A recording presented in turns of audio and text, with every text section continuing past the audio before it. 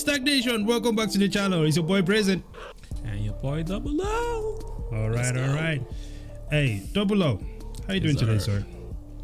Doing wonderful. Hey, I dig it, man. Ladies and gentlemen, boys and girls, children of all ages. Do you remember that? Nations. Exactly. I think that was in the WWE. There was one guy who used to say that. Jeez, how can I not remember this? I think it was Edge. Oh yeah, possibly. Anyway, forget about that. Today we're talking about inflation, the elephant in the room, the thing that will not go away, the one that politicians seem to think they have a control of. You know what I mean? They think they have the situation under control. I think when inflation started, right? We were informed that this was just transitory, right? It's not going to be here for a while. It's just passing by. It's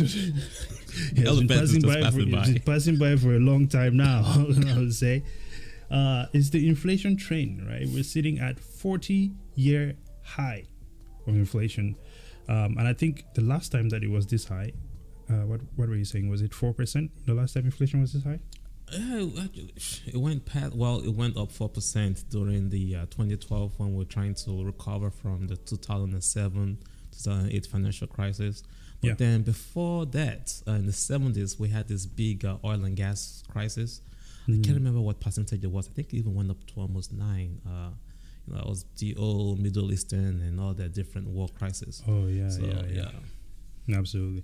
Well, here's an interesting thing. We know that we ran into this pandemic situation, and the response that we got from the government in this situation was essentially, I guess, stimulus like never seen before. All right, a lot of money printing. We also ran into some supply shock issues. There was a massive shift in consumer spending, and of course, you have a bunch of people holding the bag on the markets, new investors, right? And one thing that is also very interesting to me, and I would like for us to just talk about all these things here before we jump into some possibilities that have been highlighted or outlined by Deloitte. Is that how you pronounce it? Yeah, Deloitte. This is like Deloitte? one we forecast. Yeah, Deloitte. Deloitte has their forecast of the future, right? Yeah. And we're gonna talk about that. Right. But yeah, talk the as is and then the future. What's gonna happen? So as is right now is essentially everything that I listed, right? The excessive stimulus, supply chain shock, right? Let's see, shifting consumer spending, and the one that really kind of throws me off is the employment reports, right? So I was learning a bit about employment reports a while back. One thing though. What's that? War. Oh, yeah. That is that. I was trying to hold that one because that is the one that is just. We know that whenever there is war, things just go haywire, right? Oh, but before we even jump into that, the employment reports, we know that when they do their counting, their tabulation, the labor statistic report, right? The labor statistics, right? They do not count people who are not looking, right? And we also know that there's been a lot of people who've been leaving the workforce, kind of starting their own thing as well, or just not looking at all. They also don't count the people that are taking 2 jobs. Yes, also does not count the people who are taking 2 jobs. So that itself does not resolve the underlying problem, right? So ultimately, that is still going to affect the economy as... with numbers that look impressive, which are probably just for political reasons, but does not help anyone. Now, with the war, tell us, sir, how does this thing unfold for the economy? Well, there's a bunch of YouTube channels talking about the impact of the war, so I'm not going to go deep into that. But in terms of inflation, historically, from what we've read, inflation have never been, war has never been good. It's like a black swan effect. Definition of black swan is something that you didn't even see coming. It just happens and it just destroys the markets. Right. We hope that the issue with Ukraine and Russia gets de-escalated as quickly as possible. If not, each time that we've gone to war, they've actually been, it creates jobs because they gotta put people to create weapons and some stocks. The defense sector goes up. Yeah, tends to. The manufacturing sector goes up. Right. But in terms of inflationary impact, it impacts people's personal economy because everything that you've mentioned that is currently impacting inflation actually get escalated as well. So moving materials left and right. If you buy European cars, as you can see right now, there's a long queues of tractors and trucks trying to supply the manufacturing plants in Europe. That's been delayed. On the oceans, right? There's all these military weapons on the ocean. So now you got to be super careful that we're going to be delays on that, on the ports and so on and so forth. Right. So that's just delivery logistics alone that gets super delayed, right? Then you go on to the next thing in terms of economy, right? So in the US, for example, everybody's scared of war. But then where is our energy supplies coming from? In Europe and in America, there's a huge reliance on Russia energy. So your cost of power also goes up, or cost of energy, energy. I guess you would call it, the liquid nitrogen, and oil and gas and all that so on and so forth. So that gets super expensive. So the cost of food and services also goes up, which, as we all know, it contributes to inflation. So the list just goes on and on and on. So war is never a good thing in the long term or in the short term as well. It's never a good thing at any point in time. Now, I think one other thing is we find ourselves in a very unique situation where we have multiple things going wrong, right? From at the same time, yeah. Right. So, dude, I cannot even imagine for a place like Ukraine, you have a pandemic, war, and inflation going for you at the same time. Yeah. How do you even recover from that, right? So with all of this, and we also know that this is also kind of global, right, as far as the inflation and the pandemic effects, and logic would tell you that the effects of this, right, the outcome of this is going to be absolutely cataclysmic. But we have, I can never pronounce your name right. Deloitte. Yeah, is it Deloitte? Yeah. Okay, yeah, there we go. Man. So we have you Deloitte. Have to remember that name. Why do I need to remember their name from, man? They're a big company, man. Big consulting company. They're not paying me, bro. Until they pay me, they're not pronouncing their name correctly. Period. You know what I'm saying? Anyway, we see Deloitte has some visions for the future, right? Yes, the possibilities of what can happen. And they've broken it down here into 4 different scenarios, which will be blue skies, sun showers, stormy weather, and the downdraft. And we're just going to go through this, right? And we're just going to talk through it, O, and see what are the possibilities, right, for any of this scenario, really, to play out. So the first one we have here is blue skies. And blue skies, right, is the possibility that the current inflation is temporary and reverts to recent historical norms, which is about 2%, as supply chain disruptions settle in 2022 and consumer demand for services versus goods rebalances. What do you think are the chances of that? Before I jump into blue skies, I just want to point something out. Historically, inflation has been around 2%. So if you put in your money in the bank, which the bank gives you 0.01%, you're in trouble, because if inflation is 2%, your money is dying on a regular basis.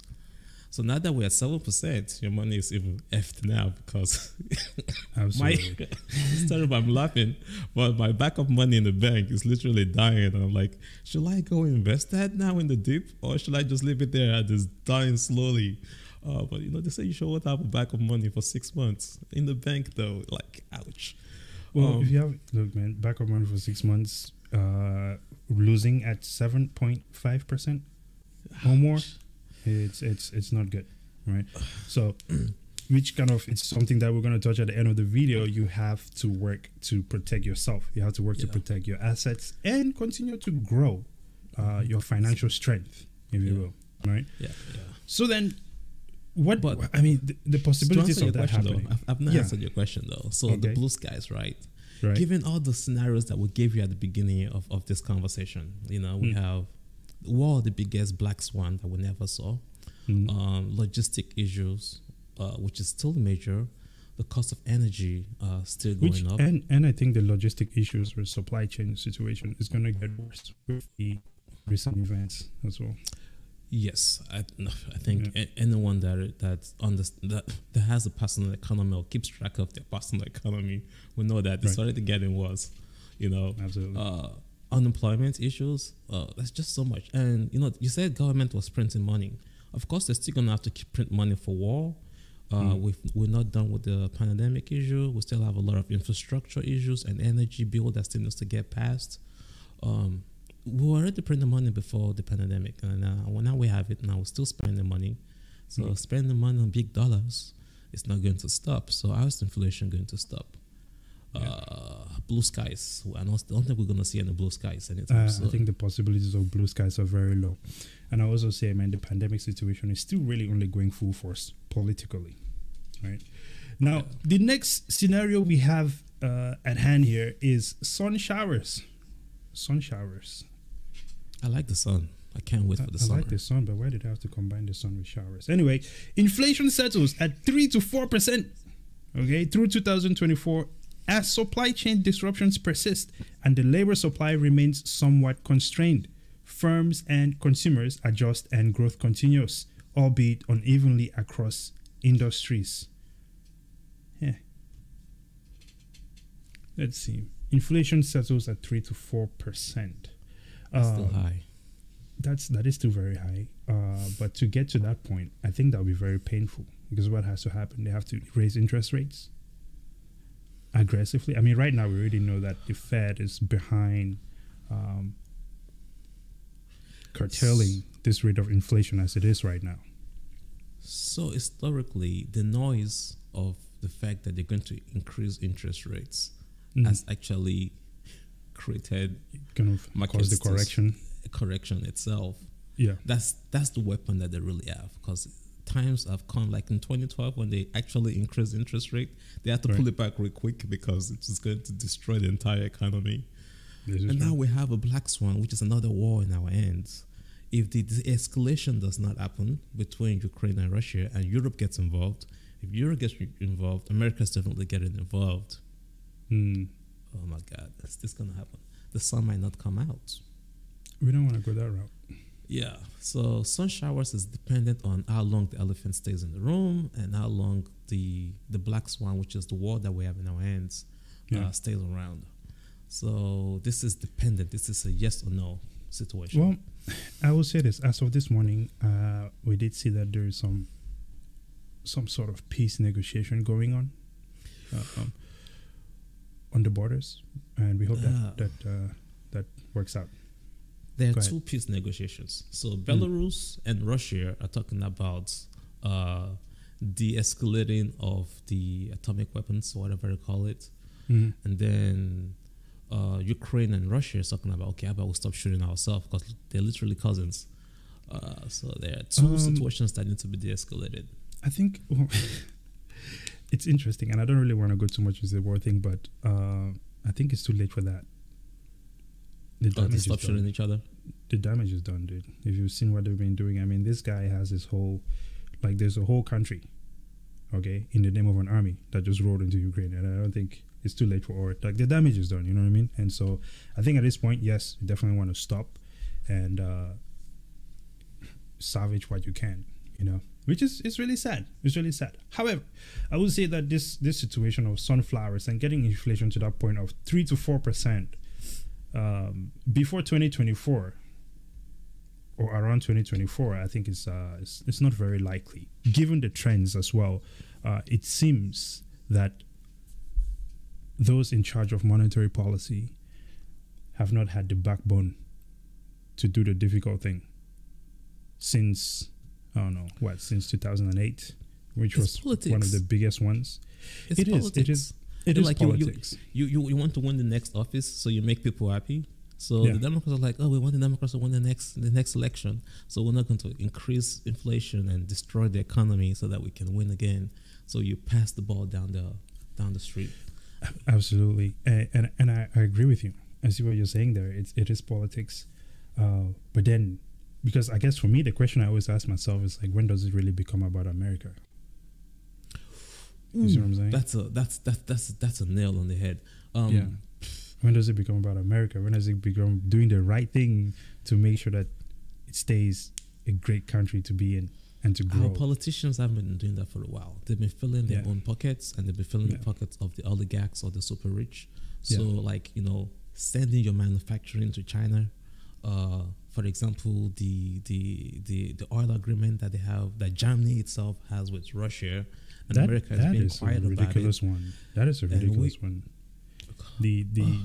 Actually, we'll stop here for a bit, because there is this video, and I know no matter how you feel about Trump, okay, that is one of the things that he was always going on about. He was like, listen, we're here in NATO. America is paying for most of it, right? Mm-hmm. And Germany, first of all, you're not paying that much, yet you are paying so much money to Russia. Billions of dollars. Right? Which is a country that is not in NATO, and you're essentially funding them. 60 you could say 7% reliant on Russian energy. Exactly. So you could say that, you know, hey, technically, I don't want to say they got help from people that they shouldn't have. We'll put it that way, you know. And it's interesting how that goes, right? So and then Biden had to come back and say, okay, all right, I was wrong. Let's put back the he did put back the blockade, which Trump had put in place in the first place, and that kind of goes now into that racial politics, right? Or I mean, there's so many different sort of politics right now, but I think it was the racial part of it where they kind of pushed that Trump is racist thing so hard that it kind of blinded people from the bigger picture, right? We're going to get into another bigger topic. Hey. Trump was never part of the big boys club, so when he got in there, it was just destroyed everybody's game plan.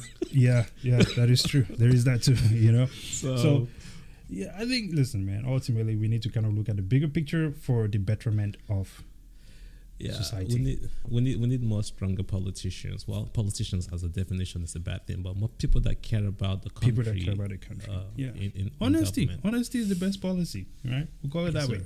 Now we'll move on to the next one here, which they have here, which is Stormy Weather.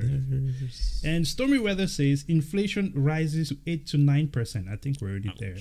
And so inflation rises to 8 to 9% as inflation becomes embedded in worker expectations and a wage price spiral takes off. A sluggish economy dampens both consumer and business spending. I think we are there. I think we're already in the stormy weathers. Yeah. To even make matters worse, global warming is happening at the same time, and Australia just had a major flooding going on. The South is going through the same thing. There is this old deforestation over in Asia. Yeah. Everywhere you look, the stormy weather, and that's just not the actual economic stormy weather. So add that together, that's a freaking. We're definitely we're approaching stormy weather at great speeds. One of the things I would say is I think it will only get worse, unfortunately, because first of all, the stimulus situation, it cannot be stopped. It just seems it cannot be stopped because we continuously run into these situations where the government has to react. They have to. They have no choice. Yeah, and every time the government reacts equals to your dollar losing its value, unfortunately. I mean, look at it. There's still need that the government still has to print money for infrastructure. That's a must if we're ever going to get out of this hole, right? Infrastructure has to be done. This is very Manufacturing needs government money. Converting to green energy so that we don't have to rely on foreign energy is still very important. Still requires money to be printed, which now means that if the government increases inflation, companies that want to upgrade and bring more innovation cannot borrow free money. But the question now is this: the free money that they got during the pandemic, what did they use the money for? The banks, what did they use the money for? Yeah, we know what the retail investors use the money for. They bought the highs of the market. Now they're basically holding the bag. Yeah, absolutely. This is why I said so many people holding the bag right now.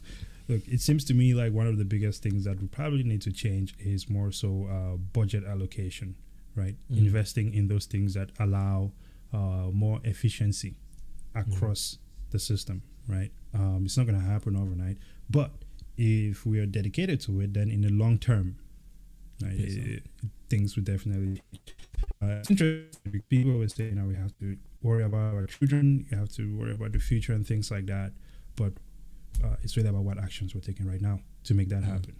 Right? Yes, and of course, we have that downdraft, this inflation 0 to 1% as a result of a faster than expected resolution of supply chain disruptions, coupled with diminished consumer demand as pandemic savings are spent down. What would lead to such a thing? Yeah, because I'm not so sure what would cause that. A miracle. Jesus comes back. Listen, it's good to always put the possibility of a miracle in your plans, just in case things do not go as expected. That's what I would say. But these are, I would say, I like the different outlooks that they gave there. I mean, these are the possibilities of what can happen, but then there's also the reality of what is there and how to solve that problem for individuals, for you and I, right? For everyone watching as well. I think the best thing we can do is to be smart about how we manage our money, right? How we invest, and looking for those assets that will allow us to beat inflation, right? Or at the very least, just sort of try to preserve the value of our money itself, right? Yeah. And you want to break that down a little bit further? I mean, well, here we go. We'll jump into a list of these things here, right? There you go. I have accumulating hard assets here, and we'll begin with gold. Do you have gold? No, I don't have gold. To be honest, if you're an audience, you should probably have gold. But I don't have gold. I have a piece of. I shouldn't tell anybody that I have silver, but I have some physical silver somewhere hidden somewhere. But I do need to get some gold. Yeah, man. Don't disclose locations. Aggressive robbery. You don't want that. But anyway, carry on. Yeah, that's something I don't have yet. My priorities for physical assets like gold are not up there yet. And if I have one, then I'm gonna have to get a machine gun in the house and a huge lock, like stick it somewhere. Like that's all the security stuff I gotta do to maintain my gold. That's never a bad idea, man. It just helps to protect your assets. Yeah. See, gold. Obviously, gold is one of those things that over time has been seen as a store of value, sort of preserving the value of your assets over time, especially in times of war.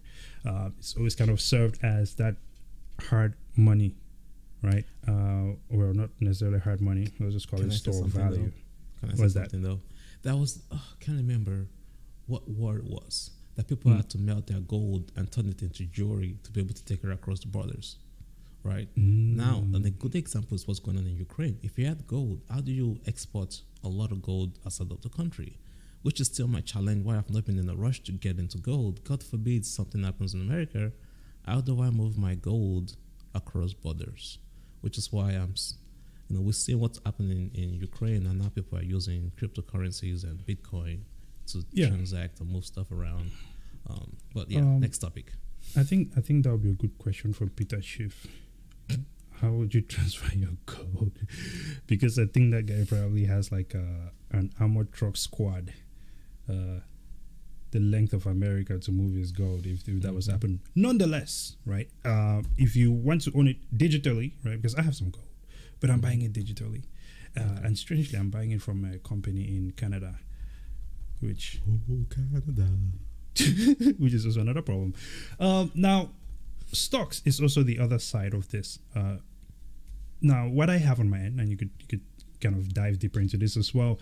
I have defense stocks because this is something that during periods like this, when there is a turmoil and a crisis, those sectors tend to be more active. So the stocks could potentially move up. I don't know, not financial advice, please do your own research.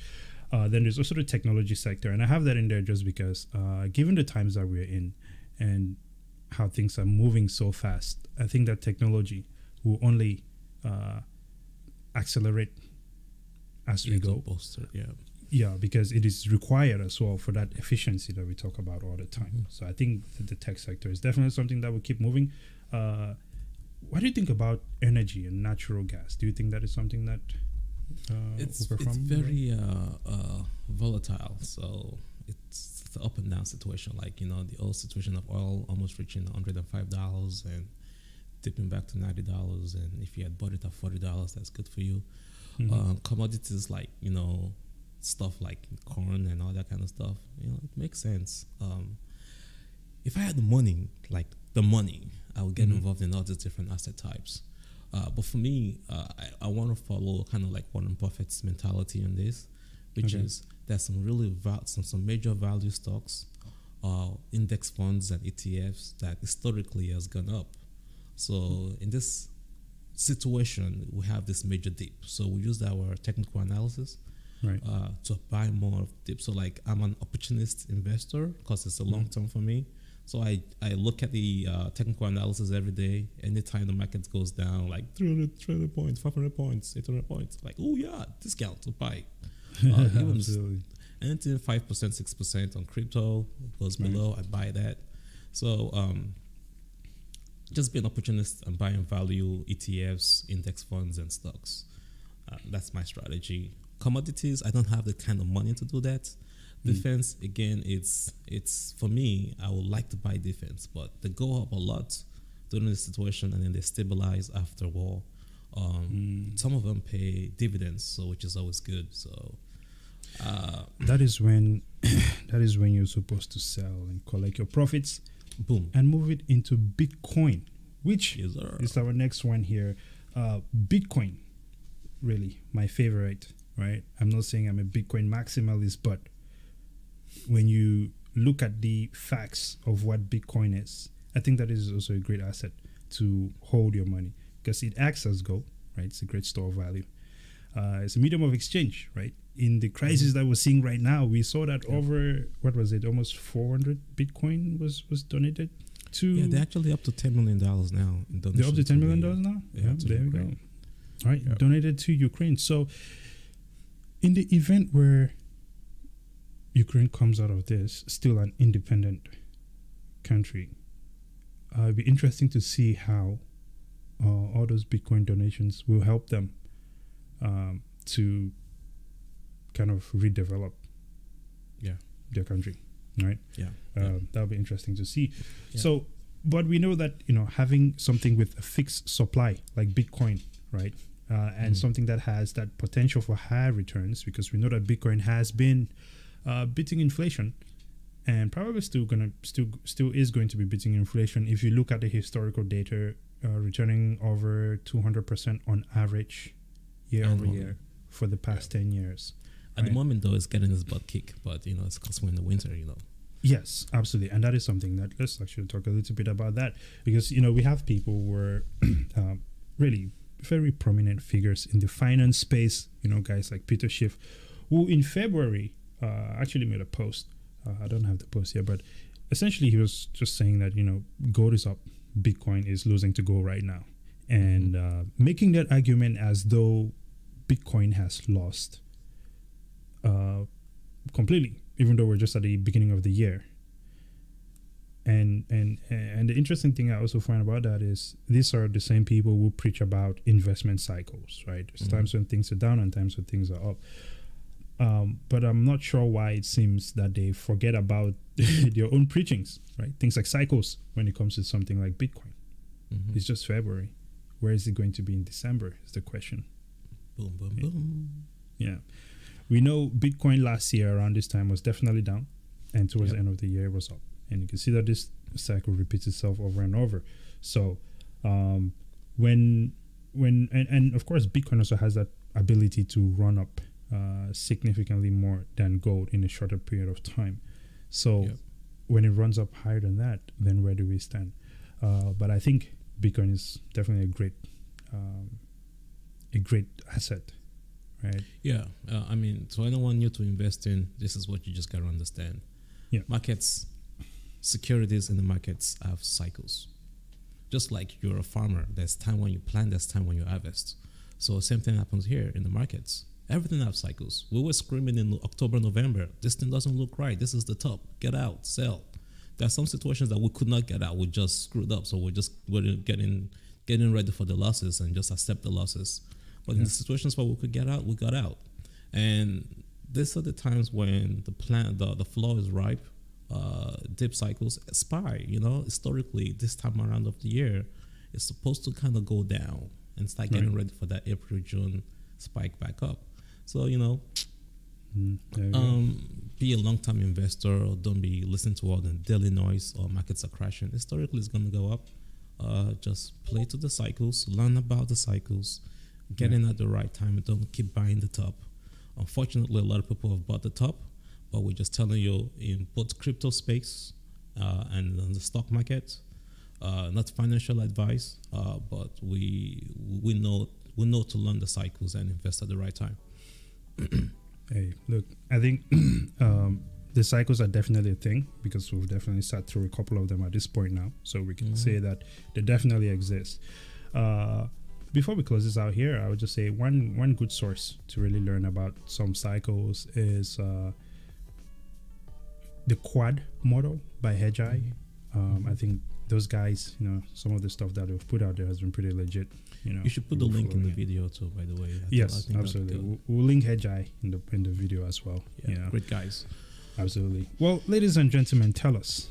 We're sitting at all-time high inflations. What is your strategy for protecting your wealth, your assets, and really your future, securing your financial future? Let us know down in the comments. What did you think of the ideas which we shared here? Did you like them? Do you have any other ideas which we maybe did not speak of? Drop them in the comments and we'll look into it. And we'll definitely be interested in sharing our thoughts about that one as well. Double up. Yeah, I know we didn't mention real estate, but real estate is going to be fun for sure. Real estate is another one. But again, as usual, thanks for liking. Oh, by the way, before I drop off, my daughter was basically saying, thanks for liking and subscribing. She was. From my daughter to you guys. Thanks for liking and subscribing to the channel. Subscribing. That is absolutely amazing. Well, ladies and gentlemen, we're out of here. Definitely follow us on social media. On our social media handles are down there: Facebook, Instagram, and Twitter. And of course, do not forget to like, share, and subscribe as well. Brazen out. Double O out.